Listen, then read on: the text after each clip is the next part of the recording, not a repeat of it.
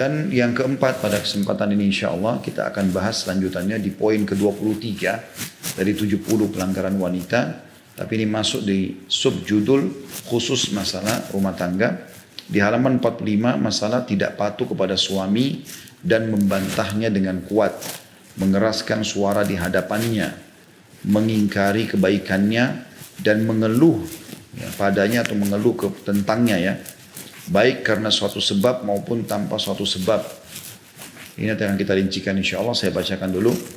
Beranjak daripada dalil Bibi Husain ibn di sini Husain bin Husain ya. Ia berkata, "Ataitu Rasulullah sallallahu alaihi wasallam fi ba'dil haja, faqala ayyu hadhihi adatu ba'lin?"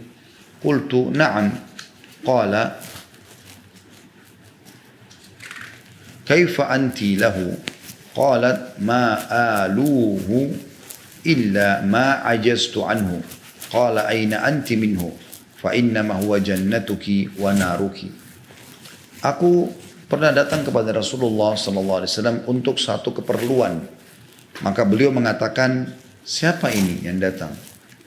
Apakah mempunyai suami?" Aku menjawab, "Iya." Ini kebetulan yang datang seorang wanita. Beliau bertanya, "Bagaimana engkau pada saat bersamanya? Bagaimana kehidupanmu sekarang bersama suamimu?" Aku menjawab, "Aku tidak mengurangi kepatuhan kepadanya, kecuali bila aku tidak mampu melakukannya." Maka Nabi SAW bersabda, "Apa artinya engkau dibandingkan dengannya? Sesungguhnya ia adalah surga atau nerakamu." Hadis riwayat An-Nasai. Juga sabda Nabi SAW, saya baca dulu hadis yang kedua baru kita syarah dari awal insyaAllah. Setelah syarah baru kita lanjutkan lagi sisa paragrafnya ya. Yaitu sabda Nabi SAW kepada seorang sahabat yang mulia namanya Mu'adz bin Jabal radhiyallahu anhu, "Lau kuntu amiran ahadan an yasjuda li ahadin la amartum ra'ata an tasjuda li zawjiha."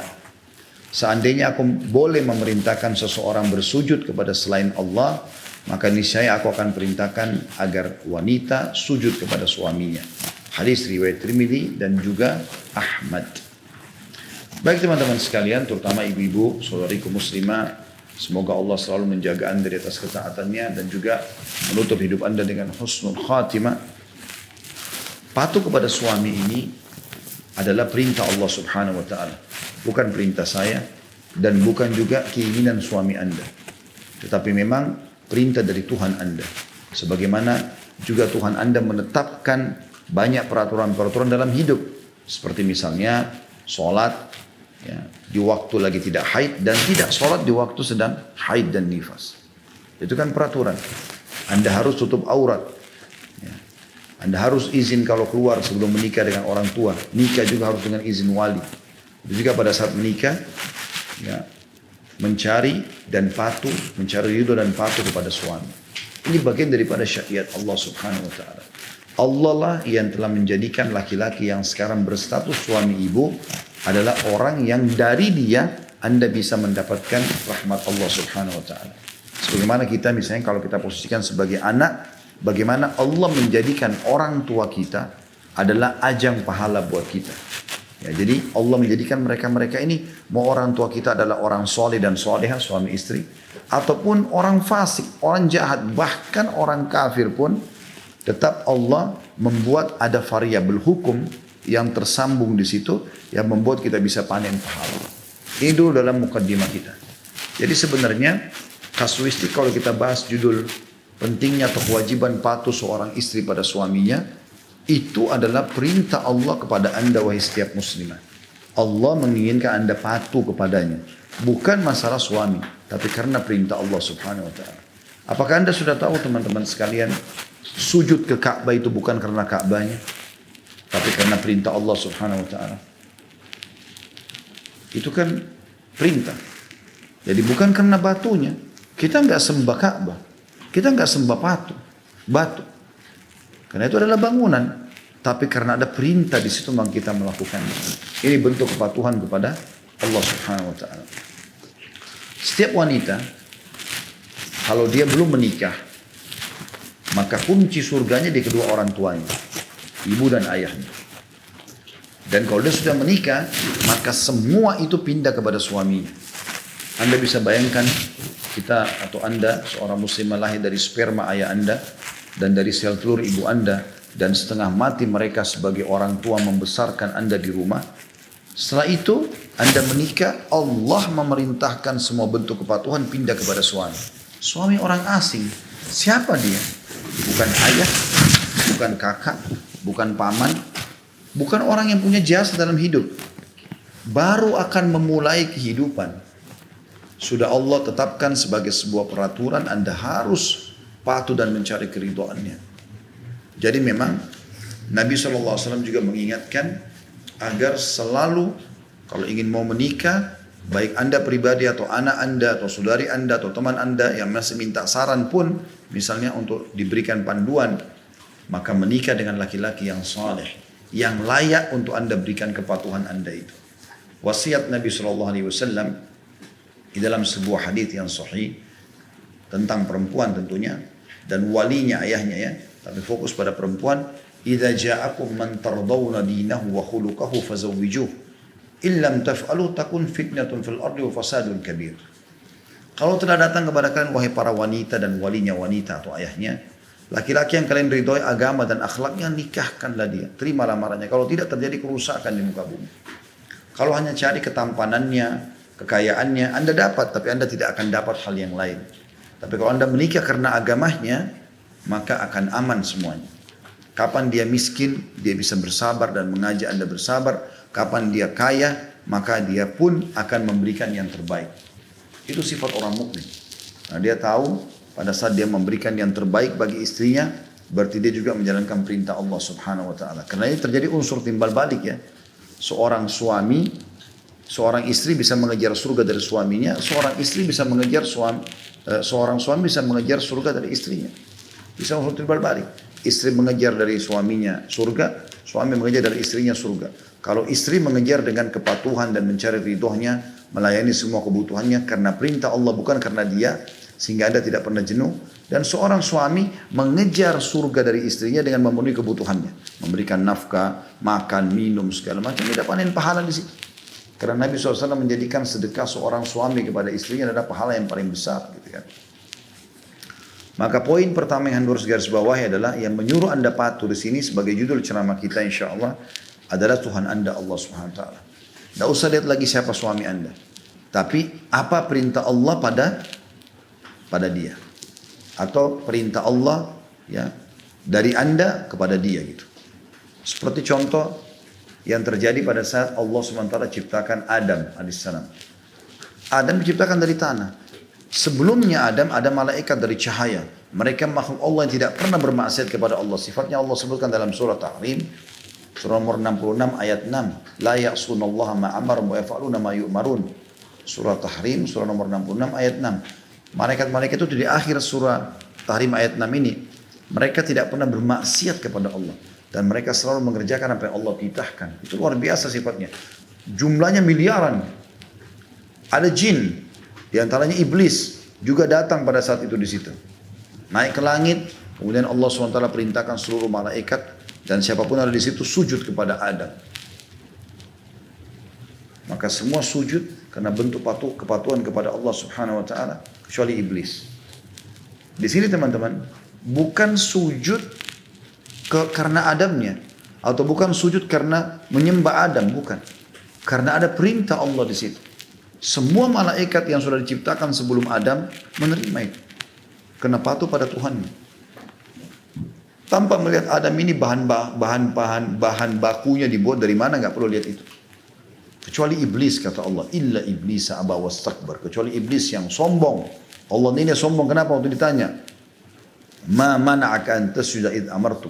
Apa yang menolak kamu untuk sujud pada saat aku perintahkan, kata Allah. Ini perintahku, tidak usah lihat ini aku ciptakan. Maka dia mengatakan, ana khairum min, khalaqtani min nari wa khalaqtahu min tin. Saya lebih baik daripada dia. Karena kau ciptakan dia Allah dari tanah, saya dari api. Ini alasan saja. Jadi sebenarnya kita tidak perlu lihat, ya. Anda sebagai seorang istri sekarang tidak perlu lagi lihat sukunya suami dari mana, ya, jenjang pendidikannya atau apapun setelah Anda menikah, ya.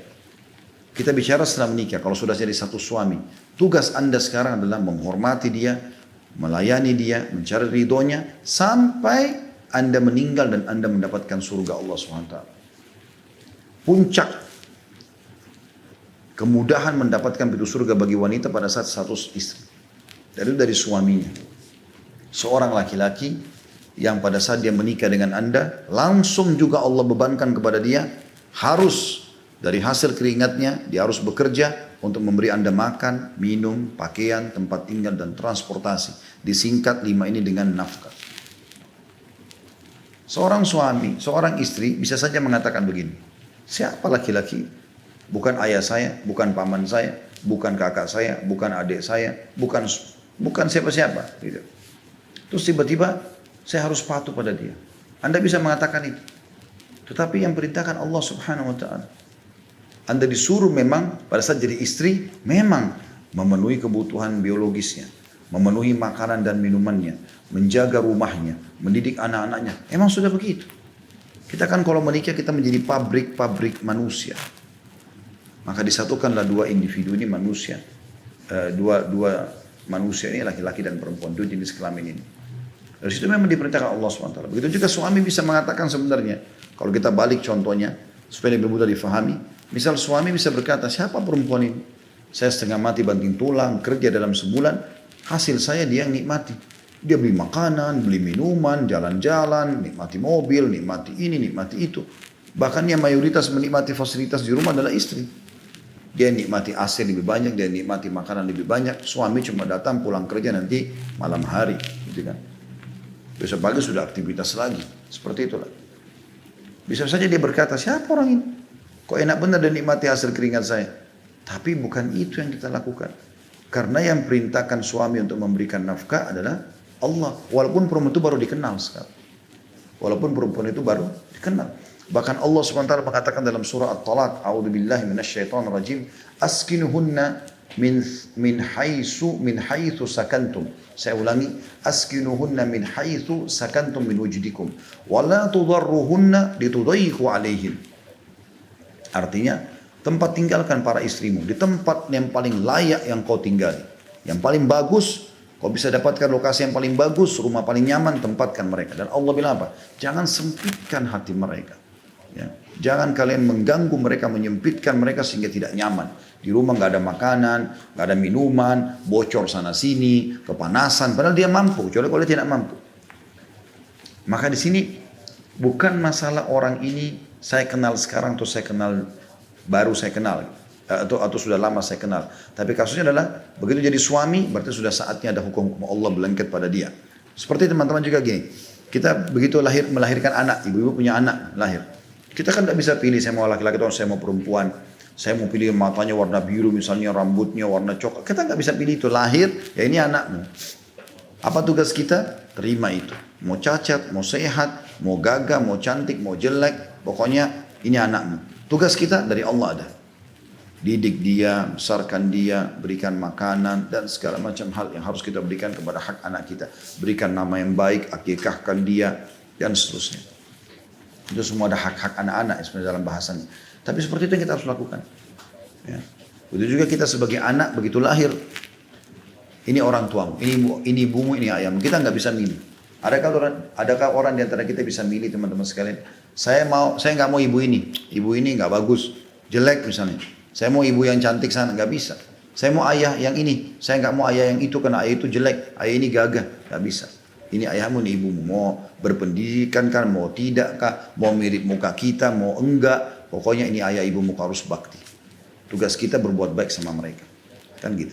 Seperti itu kurang lebih gambarannya. Jadi harus difahami ini perintah Allah Subhanahu wa Ta'ala. Teman-teman sekalian. Saya melihat kalau orang mau masuk jalan tol untuk menuju ke surga itu rumah tangga. Rumah tangga. Karena seorang suami bisa mengejar surga dari istri dan anaknya. Dari orang tua. Dari kerabatnya. Kan itu keluarga, rumah tangga. Seorang istri bisa mengejar surga dari suaminya. Dari anaknya. Dari orang tuanya, dari mertuanya. Kan bisa begitu. Terutama yang terdekat sekarang. Suami dari istri sama anaknya. Dan istri dari suami dan anak. Seperti itulah. Allah subhanahu wa ta'ala memudahkan itu. Apa kata Nabi SAW tentang wanita? Istri manapun yang sholat 5 waktu, menjaga puasa Ramadan, alhamdulillah kita sekarang lagi puasa Ramadan, ibu sibuk dengan ini, dan mentaati suaminya, kecuali pada saat dia meninggal dia boleh memilih masuk dari 8 pintu surga yang dia inginkan. Dimudahkan oleh Allah subhanahu wa ta'ala. Begitu mudahnya. Istri manapun yang meninggal dunia sementara suaminya ridho, merasa kehilangan karena pelayanan yang luar biasa gitu, maka dijamin baginya surga. Jadi pada saat suaminya atau pada saat istrinya meninggal, suaminya merasa kehilangan sekali, ya, disitulah dijamin baginya surga, ya. Maka teman-teman sekalian, wahai para muslimah, karena judul kita berhubungan dengan tugas Anda tentunya, maka kita fokus ke masalah itu. Bagaimana Anda memahami tentang sifat ini, ya, keadaan ini. Suami Anda di rumah itu kemas baik-baik dia. Ini orang anggap tanda kutip ya, boneka yang Allah titipkan. Ini loh suamimu, aku yang nikahkan kamu. Layani dia, penuhi kebutuhan biologisnya. Rapiin bajunya, gak bisa cuci sendiri pakai pembantu, gak apa-apa. Lakukan apa yang terbaik buat dia, kejar semua keridhoannya. Maka saya akan jamin bagimu surga. Allah akan membalas langsung. Saya pernah membahasakan pada istri saya begini, ibu sekalian. Saya sama kamu ini ibaratnya seperti pegawai di satu perusahaan itu namanya rumah tangga. Pemiliknya, ownernya adalah Allah subhanahu wa ta'ala. Allah memerintahkan saya sebagai suami, ini istrimu, berikan dia nafkah, penuhi makan, minum, pakaian, tempat tinggal, transportasi semampunya. Dan saya akan balas kamu Khalid sebagai suami. Berikan dia pendidikan, ya, penuhi kebutuhannya. Karena saya akan balas. Kamu juga sama. Allah subhanahu wa ta'ala sedang bicara sama kamu sebagai istri, mengatakan, hai fulana, ini suamimu, penuhi kebutuhannya, makanan, minuman, pakaian, segala macam, ya, penuhi kebutuhan biologisnya, taati dia, kalau keluar izin segala macam, karena saya akan berikan balasan. Seperti itulah. Jadi kita sedang berada di sebuah jalan tol menuju ke surga. Kematian kita kalau kita sudah berbuat baik dalam rumah tangga, sudah cukup untuk membawa kita ke dalam surga. Ya. Di YouTube itu insya Allah masih ada ceramah saya judulnya Jalan Tol Menuju ke Surga. Oleh karena itu teman-teman sekalian, wanita muslimah, semoga Allah rahmati Anda. Bagaimana Anda memahami sabda Nabi SAW yang sudah saya bacakan tadi, pada saat wanita tadi Bibi Husain bin Husain ya, yang datang kepada Nabi SAW ingin menyampaikan hajatnya. Kemudian Nabi SAW tanya, siapa yang datang ini? Dia mengatakan, saya fulana binti fulana. Maka Nabi SAW tanya, apakah kau punya suami? Dia mengatakan iya. Lalu Nabi SAW tanya, bagaimana kau dengan melayani suami? Dia bilang, saya selalu patuh pada dia, kecuali yang saya tidak mampu.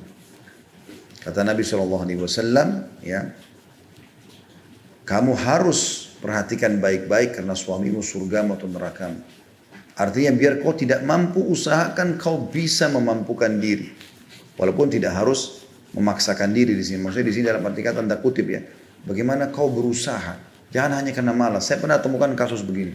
Mana ada seorang ibu di pengajian bilang sama saya, Ustaz, kan tadi bicara masalah layani suami nih. Saya kadang-kadang kalau malam, tengah malam, lagi ngantuk, suami saya tiba-tiba minta makan.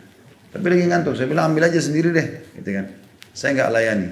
Apakah saya berdosa? Maka jawaban saya, tergantung suami Anda ridho atau tidak. Kalau dia ridho, ya nggak apa-apa, dia istri saya memang lagi ngantuk kemudian dia. Tapi kalau dia tidak ridho, bisa Anda berdosa. Saya balik bertanya, kenapa? Apa susahnya ibu kalau berdiri mengambilkan makanan? Kan bisa saja mengambil makanan dengan mencari ridho Allah Subhanahu Wa Taala. Mungkin berat iya, tapi Allah SWT memerintahkan untuk melayani dia. Memang perintah Allah. Mirip dengan kalau ayah Anda, posisikan sekarang ayah Anda di situ.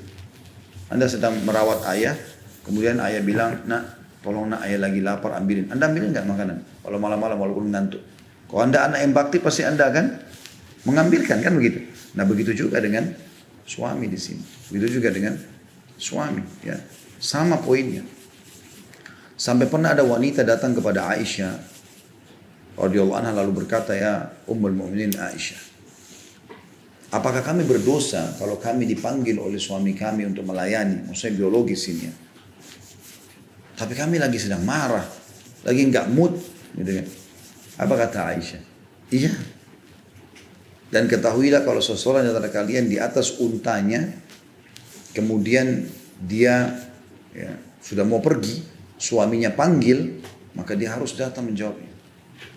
Lalu kata wanita tersebut, bagaimana kalau kami sedang haid? Kata Aisyah radhiyallahu anha, aku akan menceritakan pengalamanku padamu. Satu malam, pernah malam karena Nabi SAW poligami, maka Nabi SAW datang dan aku sudah menyiapkan adonan roti untuk Nabi SAW. Kebiasaan Nabi SAW kalau masuk ke dalam rumah, beliau seringkali memadamkan lampu. Kalau kita lampu sekarang ya, zaman dulu orang pakai sumbu, ya, dipakai minyak zaitun lalu dibakar api sumbu gitu, kayak lilin gitu ya. Beliau biasa memadamkan, baru kemudian beliau berkumpul dengan istrinya. Maka pada itu Nabi SAW sempat memadamkan lampu, maksud saya tadi penerangan itu. Kemudian ternyata beliau, kata Aisyah radhiyallahu anha, masih memiliki hajat di masjid. Karena rumah Nabi SAW, rumah Aisyah dempet sama masjid. Maka Nabi SAW masuk pintu masjid masih punya hajat dengan para sahabat. Aisyah mengatakan, aku menunggu sampainya aku tertidur. Lalu datanglah Nabi SAW dalam kondisi pada saat itu lagi musim dingin yang sangat gitu kan, luar biasa dinginnya. Maka dan saya sedang haid, kata Aisyah. Lalu Nabi SAW datang dan mengatakan, hai Aisyah, hangatkan aku. Aisyah menangkapnya ini masalah biologis gitu. Maka kata Aisyah, ya Rasulullah, aku sedang haid. Kata Nabi SAW, merenggangkan kedua pahamu. Lalu Nabi SAW pun, kata Aisyah, meletakkan kedua pipinya yang dihimpit dengan pahaku. Ya. Maksud daripada ini adalah interaksi suami istri dibolehkan pada saat sedang haid pun. Ya. Dan kita berbeda dengan kaum Yahudi yang kalau istri mereka sedang haid mereka pulangkan ke rumah mertuanya gitu kan, atau orang tua si perempuan tersebut sampai selesai haid baru bisa kembali kumpul lagi. Kaum muslimin tidak begitu. Bahkan pernah Nabi SAW ditanya oleh seorang sahabat, ya Rasulullah, apa yang kami lakukan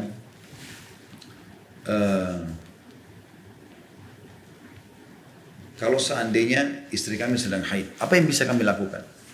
Pertanyaan fokus kepada masalah biologis ya. Kata Nabi SAW, melakukan apa saja kecuali bersetubuhan, kecuali meletakkan kemaluan di kemaluan. Ya, jadi boleh saja melakukan apa saja. Kemudian Aisyah berkata radhiyallahu anha, kami ya para istri Nabi kalau ingin digauli oleh Nabi SAW sementara salah seorang dari kami sedang haid atau berhalangan nifas ya, atau haid ya, tepatnya haid yang sering di sini. Maka beliau memerintahkan kami mengeraskan kain di tempat keluarnya darah. Ya, kalau kayak zaman kita sekarang pakai pembalut barangkali ya. Kemudian beliau menggauli kami, mencari kenikmatan dengan cara. Karena diharamkan hanya meletakkan kemaluan di kemaluan pada saat haid dan nifas, dan meletakkan kemaluan ke dalam dubur. Ini yang haram. Selain daripada itu, Allah mengatakan dalam Al-Quran, Nisa'ukum harthun lakum fa'atu harthakum anna syi'tum wa qaddimu li anfusikum. Para istri kalian adalah ladang kalian, maka datangi ladang kalian sesuai yang kalian inginkan, gitu kan? Diperintahkan kepada para suami seperti itu. Jadi teman-teman, dalam pelayanan ini luar biasa. Begitu juga Nabi SAW perintahkan, ya, atau dalam agama kita juga diperintahkan laki-laki melakukan hal yang sama istrinya. Bukan berarti hanya kita bicara dari sisi istri saja, walaupun ini bahasan tentang ketaatan pada suami ya. Imam Ahmad pernah ditanya rahimahullah tentang seorang laki-laki berkata, wahai Imam, apakah kami dapat pahala kalau kami menggauli istri kami sementara kami lagi tidak mau, lagi marah, lagi jengkel? Kata Nabi SAW, kata Imam Ahmad, iya. Ini bukan hadis, tapi kata Imam Ahmad, iya. Karena kamu bisa niat untuk mendapatkan anak, keturunan, atau kau niat untuk memenuhi kebutuhan istrimu. Kan gitu. Juga kita kembali kepada istri. Ada hadis Nabi SAW yang berbunyi, wanita ahli surga adalah wanita yang kalau kau lihat kepadanya, maka kau akan senang. Dan itu ada memang di buku kita dituliskan ya. Nanti akan kita baca hadisnya insya Allah. Wanita ahli surga adalah wanita yang kalau kau lihat kepadanya maka kau akan senang. Ya. Dan kalau kau perintahkan dia akan, tentu hadis yang semakna dalam buku kita ya.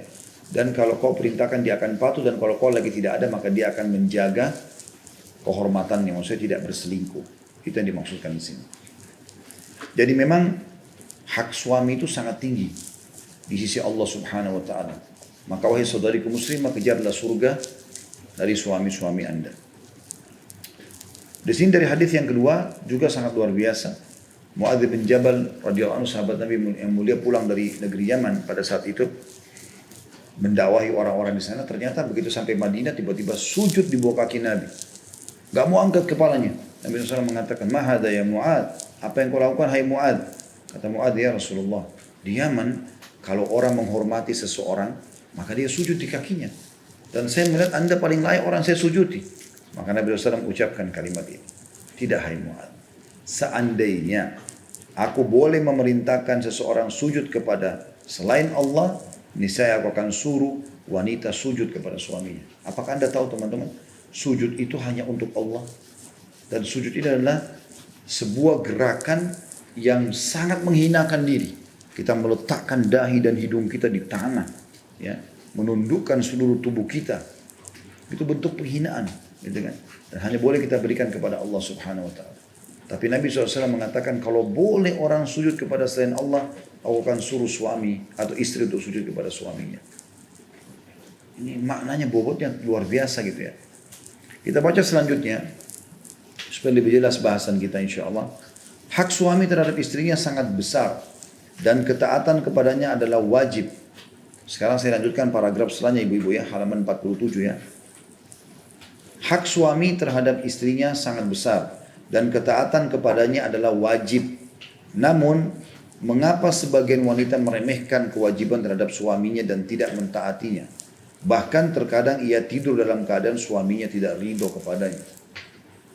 Nabi SAW bersabda, hadits ini perlu direnungi baik-baik, selalu jadikan sebagai simbol hidupnya ibu ya.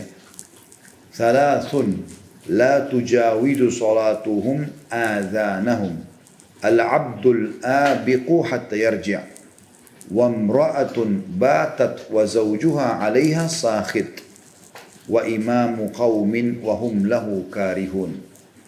Ada 3 golongan yang salat mereka tidak melampaui telinga mereka. Jadi maksudnya tidak diangkat ke langit, tidak diterima oleh Allah SWT.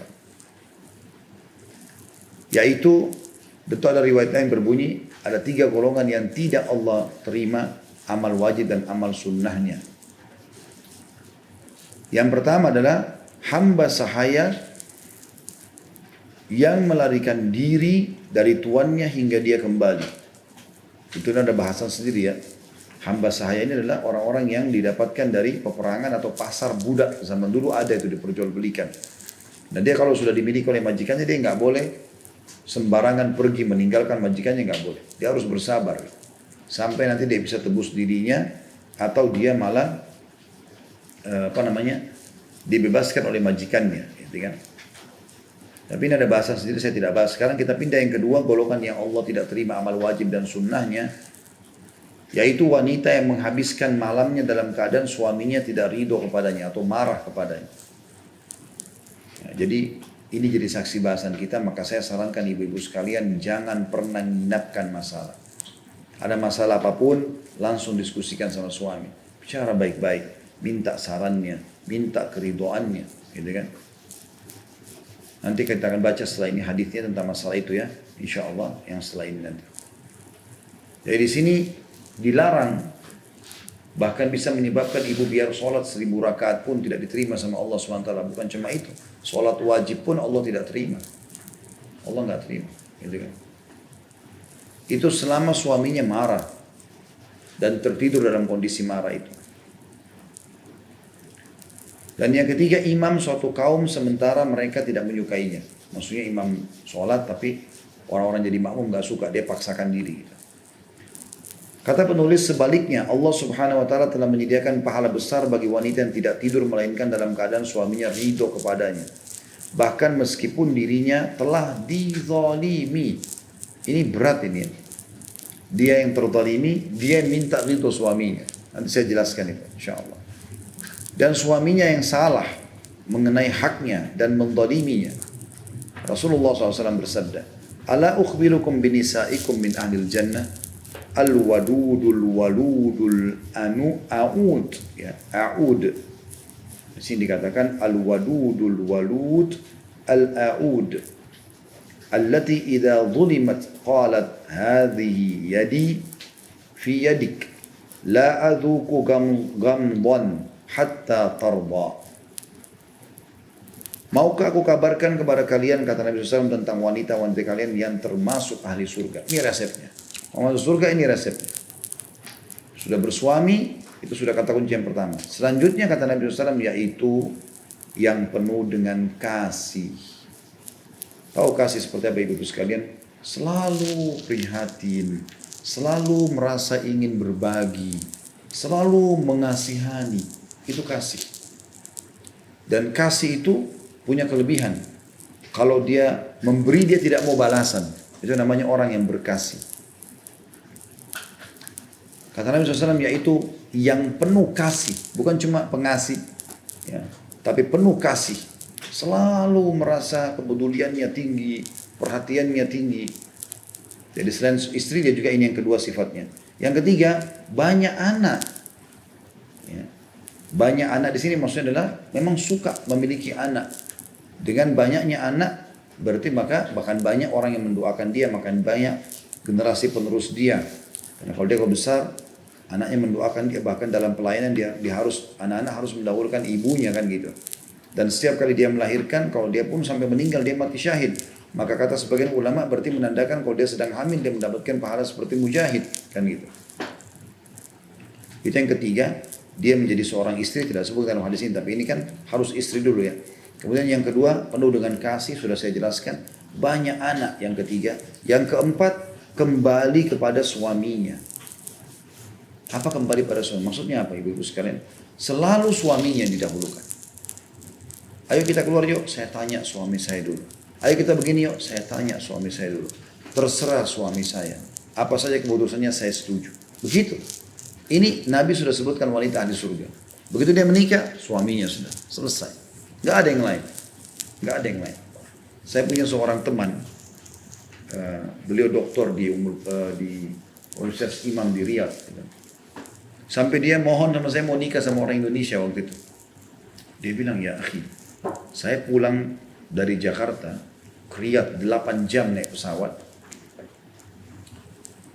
Jakarta Riyadh 8 jam, tapi tujuannya rupanya orang ini yang suami istri orang Indonesia kebetulan duduk di sebelah dia itu mau ke Jeddah, mau umroh. Dia bilang saya duduk di sebelah mereka. Biasanya saya 8 jam itu sibuk dengan tidur, dia bilang. Saya tidur atau saya baca buku, tapi umumnya saya tidur dia bilang. Tapi baru kali ini 8 jam saya nggak tidur sama sekali. Dan saya tersibukkan memperhatikan suami istri, terutama istri seorang Indonesia ya akhi. Terus saya tanya, emang kenapa? Apa yang terjadi?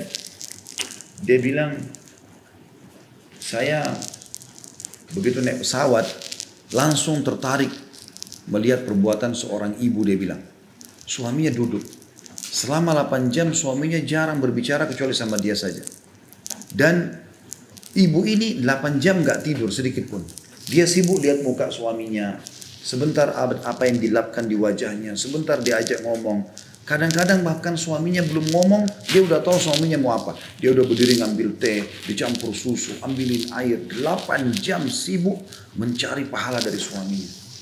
Sampai dia bilang, saya bilang sendiri dalam diri saya, ada wanita yang sudah paham agama seperti ini. Dia bilang gara-gara itu Khalid, saya mau nikah sama orang Indonesia. Walaupun mungkin dia tidak tahu, tidak semua orang Indonesia begitu gitu kan. Tapi subhanallah dia bahasakan itu. Karena orang kalau sudah paham surganya ada di suaminya, dia akan sibuk dengan itu. Bagaimana dia mengejar yang terbaik dari suaminya. Ada seorang dosen kami di Madinah, dia nikah sama seorang kita, orang Indonesia. Kebetulan dia datang waktu itu berapa tahun yang lalu, mungkin sekitar 12-14 tahun yang lalu. Dia minta sama saya, tolong Khalid, saya mau menikah sama orang Indonesia. Saya ikhlaskan waktu itu di pengajian, ada yang mau, terus alhamdulillah menikah gitu. Syekh ini punya istri kebetulan di Madinah, dan istrinya yang melihat pada saat itu ya, melalui internet waktu awal-awalnya masih pakai warnet, masuk ada tirainya, maka istri yang lihat, dan sampai terjadilah pernikahan di cerita, dan sekarang sudah punya anak satu tentunya. Dan Masya Allah mudah-mudahan pernikahan mereka kekal sudah belasan tahun ya terhitung. Anaknya pun sudah gadis. Tapi yang jelas teman-teman sekalian, Syekh ini cerita sama saya, dia bilang, saya poligami Khalid. Tapi saya belum pernah menemukan ada istri saya seperti ini. Dari sisi muamalah, ada satu poin gitu dia cerita. Saya nggak enak mau nanya apa itu, tapi dia bilang, saya akan ceritakan sama kamu. Saya cuma mau tahu, apakah semua wanita Indonesia begitu? Saya bilang, baik Syekh, silahkan. Lalu dia bilang, Saya, karena beliau kebetulan buta, tidak melihat matanya. Dia bilang saya masuk. Dan memang beliau Masya Allah sudah hidup mandiri gitu ya. Kalau masuk ke kamar hotel di Jakarta, atau sebelum nikah pun, dia cuma bilang, Khalid ambilkan saya hotel bintang 5. Saya kaget dengan permintaan beliau. Beliau buta, bagaimana bisa bandingkan mana bintang 5, mana bintang 4, mana bintang 3 gitu. Tapi Allah SWT berikan beliau betul-betul firasat yang sangat kuat gitu. Saya bawa ke hotel bintang 5, dia bilang sama saya, pandu saya mana ranjangnya, dipegang ranjangnya. Oh ini bagus. Masukkan saya ke kamar mandi, diraba sama dia saja, bagus kamar mandi. Mana posisi showernya, bagaimana klosetnya, dan selesai. Dan dia tahu gitu, AC-nya pun dan segala macam. Dan dia jarang sekali minta saya banyak temani di kamar. Saya ambil kamar di sebelahnya lalu saya temanin saja. Kalau mau makan, mau minum, mau sholat baru sama-sama gitu. Ya, orangnya memang sangat mandiri. Dan dia Masya Allah di Madinah tinggal di rumah, jalan sendiri, keluar sendiri, buta padahal gitu kan. Jarang sekali dipandu oleh orang-orang. Ini kan cerita teman-teman sekalian. Dia bilang saya masuk ke kamar mandi. Maaf saya ceritakan ini. Saya sengaja tidak sebutkan nama beliau supaya tidak perlu ditahu gitu kan. Karena cuma ambil ibrah dan pelajaran. Dia bilang saya masuk ke WC Khalid. Saya mau buang air. Tiba-tiba saya merasa ada orang di kamar mandi. Padahal di kamar hotel cuma saya sama istri saya. Yang orang Indonesia ini. Kemudian saya tanya. Apakah kamu itu? Dia bilang iya saya. Kata Syekh. Saya mohon jangan di sini, gitu kan. Tidak apa-apa di luar saja. Ini kan lagi buang air, mungkin ada bau yang tidak sedap. Tiba-tiba dia bilang wanita ini mengucapkan kalimat yang menanamkan cinta dalam hati saya. Dia bilang tiba-tiba muncul. Dia mengatakan tradisi kami, ya, suku kami di Indonesia. Tentu mungkin bukan semua suku, sukunya beliau saja mungkin ya. Dia katakan ini tradisi suku kami. Kalau suami buang air besar, malah kami yang cebokin. Kata syekhnya. Gak pernah terlintas di benak saya. Ya, padahal saya berpoligami dan berpikir ada wanita seperti ini. Maka saya mengatakan, terima kasih tapi saya belum terbiasa. Nanti kita bicara sebentar. Saya harap keluar saja dari kamar mandi. Keluarlah, tapi dia kagum dengan itu. Jadi ada memang orang subhanallah yang terdidik, suaminya itu segalanya bagi dia. Bagaimana dia mengejar surga dari situ gitu ya. Karena memang ajal terbatas kan. Waktu terbatas, kita bisa meninggal setiap saat. Ibu kemas baik-baik suami yang hanya sebatas ajal sebentar. Teman-teman mungkin ibu pernah gak reuni sama teman-temannya ketemu SD kan. Saya pernah ketemu sama teman-teman SD saya. Kita seperti baru mengingat kembali, bahkan kebayang di depan saya tuh kelas waktu SD di Makassar gitu kan.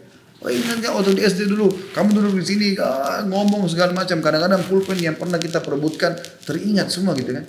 Padahal itu cerita berapa tahun yang lalu. Kalau umur saya sekarang 45 tahun, masuk 46 tahun insya Allah. Ini, waktu itu masih umur berapa di SD itu? Mungkin di bawah 12 tahun lah pokoknya, 10 tahun ya. Kelas 5, kelas 4, kelas 5 SD. Maka kurang lebih kalau kita anggap 10 tahun yang lalu, berarti sekitar sudah 35 tahun berlalu. Tapi kita ketemu seperti baru kemarin terjadi. Seperti itu kan? Nah seperti itu kehidupan kita dunia. Nanti kalau kita meninggal teman-teman, insya Allah kita berkumpul di surga dengan Allah SWT. Kita begitu, ingat gak dulu waktu di dunia, waktu di taklim ini, waktu di pasar ini, waktu di jalan ini. Begitu, kayak baru terjadi kemarin. Makanya orang-orang ditanya nanti pada saat meninggal, Allah tanya ya, berapa lama kalian pakai waktu kalian di dunia? Kam labithtum fil ardi adada sinin. Berapa tahun kalian pakai di dunia? Qalu labithna yawman aw ba'da yawm. Mereka akan menjawab, kami seperti cuma melewati sehari atau dua atau beberapa hari saja.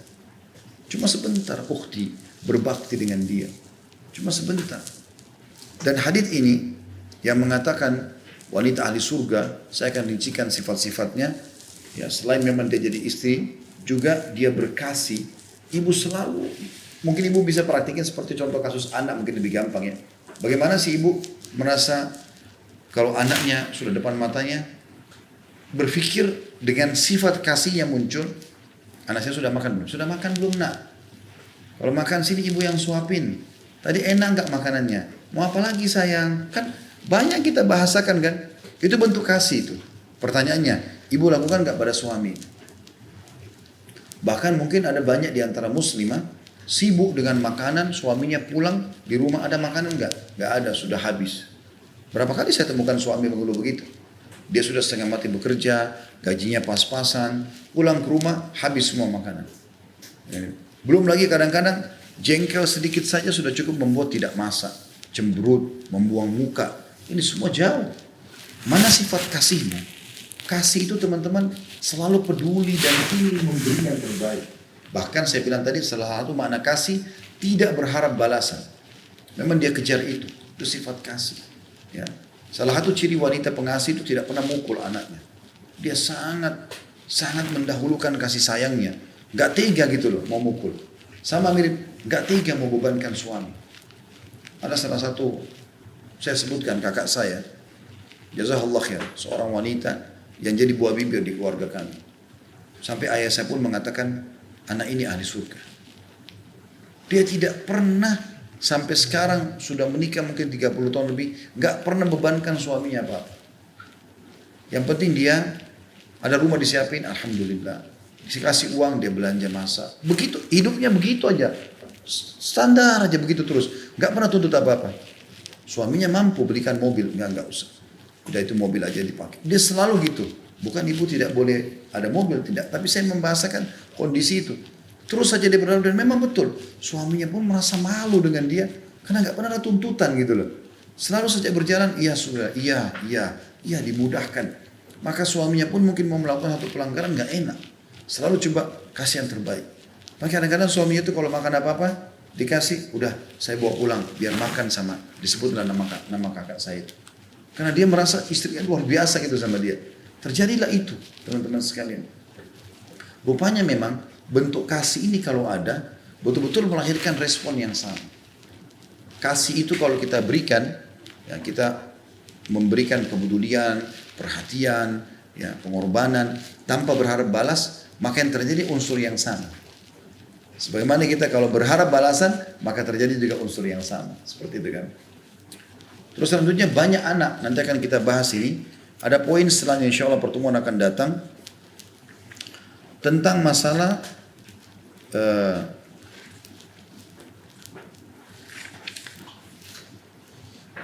wanita yang menyedikitkan kelahiran ya. Nanti akan kita bahas justru harusnya memiliki banyak keturunan gitu ya. Saya tidak terlalu fokus sekarang tapi akan datang insya Allah. Cuma saya katakan sekarang, ibu yang masih takut melahirkan, khawatir nanti badannya jadi gembrot lah, gendut lah, apalah, segala macam isu yang sering disebarkan. Maka terimalah berita gembira sebenarnya teman-teman sekalian. Bukan itu yang Anda khawatirkan. Badan bisa Anda olahraga, bisa kencang kembali dan segala macam. Istri saya kalau pas habis melahirkan, Masya Allah, Allah karunia saya banyak anak yang Allah amanahkan. Maka habis melahirkan, gimana nih badan saya?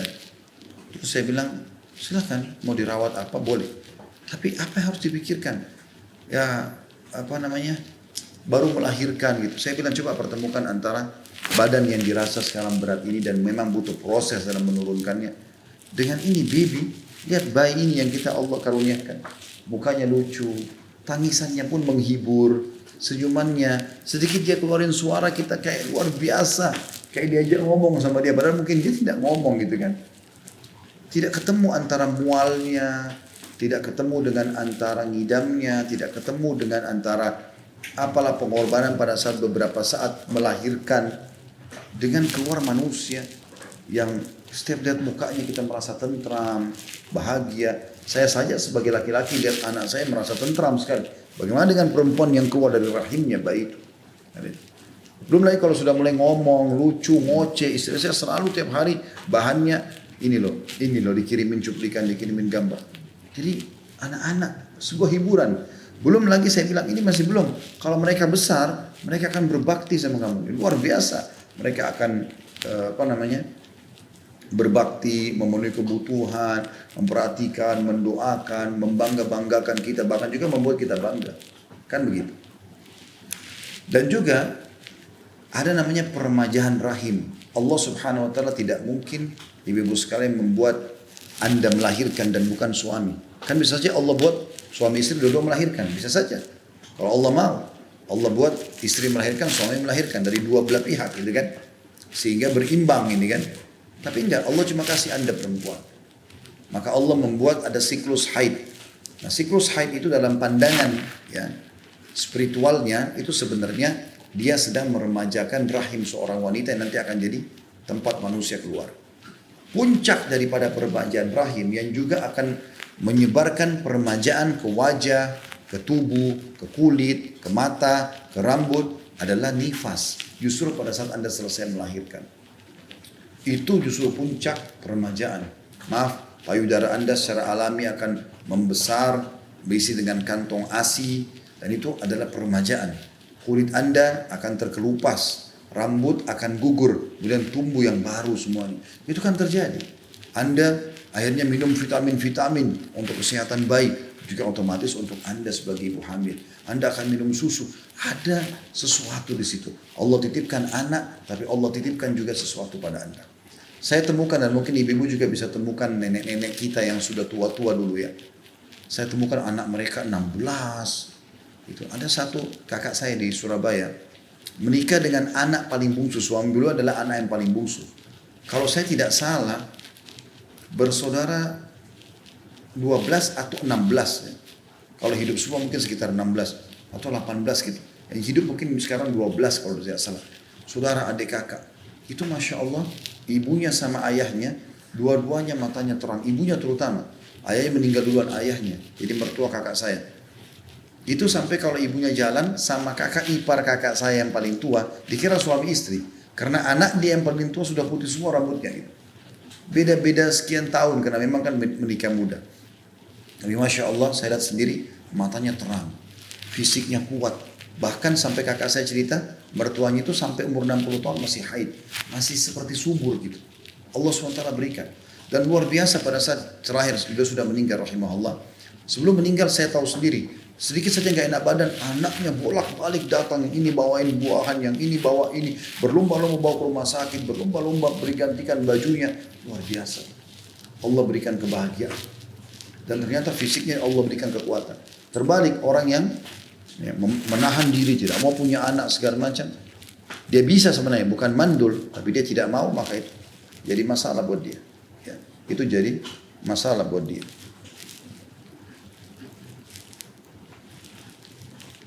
Kemudian selanjutnya yang dizalimi,